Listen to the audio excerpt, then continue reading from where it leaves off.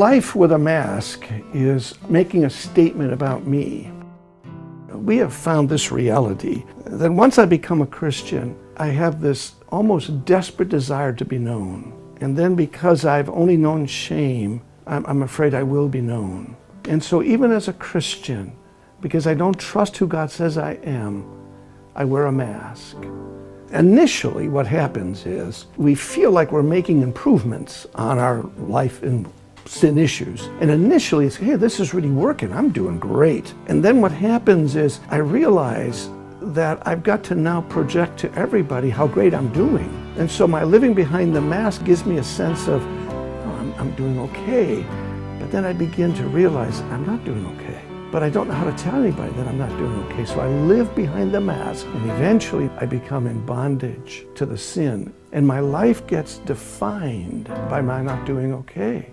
Those who love me, unfortunately, they only get to love my mask. I've learned that if I wear the mask and nobody really knows who I am, then I can hide what I'm doing from anyone, including those I love. When I live behind my mask, I literally have the freedom to not be known. And when I have the freedom to not be known, my shame will lead me into choices that will destroy me and those that love me.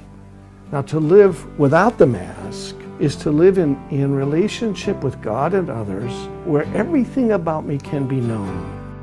One of the emphases we put on who it is that God made me is that in Christ He's made me holy, which means because of that I actually can be invited by God to walk in the light and can in fact walk in the light.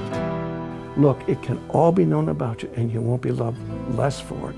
You'll be loved more for it. And only then can I truly be loved for who I am. And oh, by the way, when I am loved well, I will sin less. What if our messages were no longer messages of condemnation that fed the shame, but what if they were messages of hope that gave people the freedom to live out of who God says they are? In our opinion, it radically changes the way people do life, church, family, and quite honestly, the way the message of the gospel is shared.